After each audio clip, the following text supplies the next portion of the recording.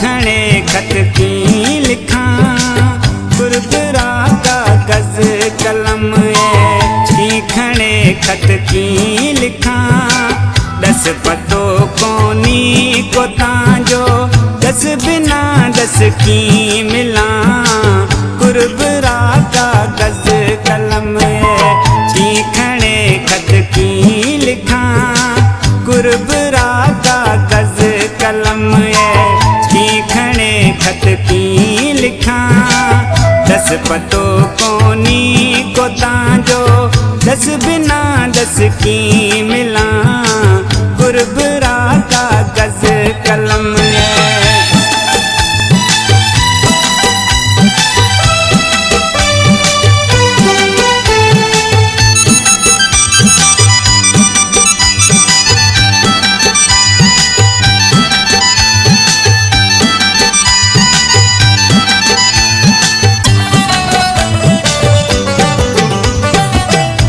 बदर दिल बर करे जो दर्द दे तू दादला दर बदर दिल बर करे जो दर्द दे तू दादला ताजा सांदे सामी सीना रखे मुंडे ऐ छला होश कोनी एक घड़ी मद होश थे सुना हला होश कोनी एक घड़ी मत होश थे सुना हला दस पतो कोनी को तांजो दस बिना दस की मिला गुरबरा कागज कलम की खणे खत की लिखा गुरबरा कागज कलम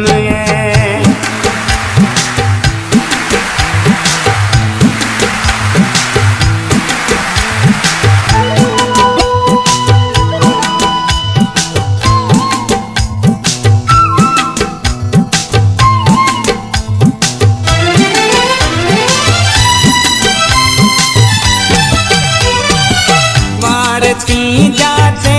करावे तर वढोती वारसी वारती जाते करावे तर वढोती वारसी घाव भूरा मी बिना की बिजो न के तलवार सी दी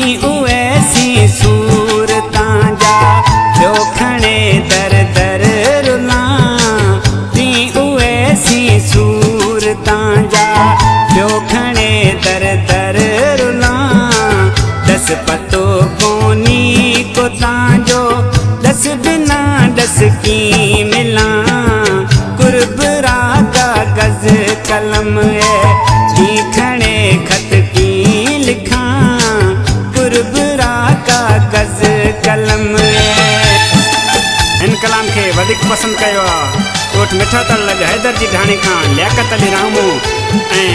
अब्दुल जब्बार रायमो इन कलाम जो शायर जावेद अली रामो जेको कोट मिठा तल लग हैदर जी ढाणी जो वेठल आहे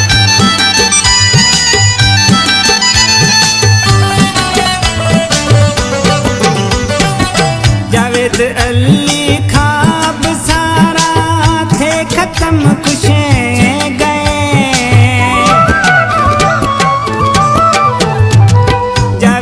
अली खाब सारा थे खत्म खुशे गए मन्नते में खाम मोहब्बत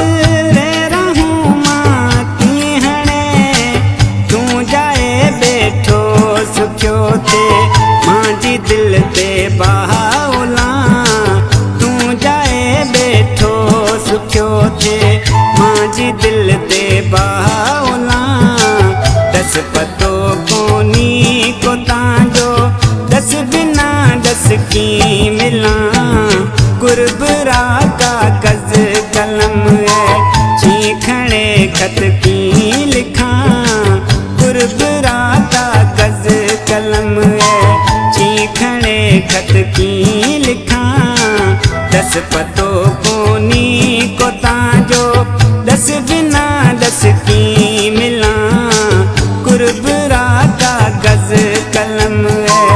लिखणे खत की लिखा कुरबरा कागज कलम।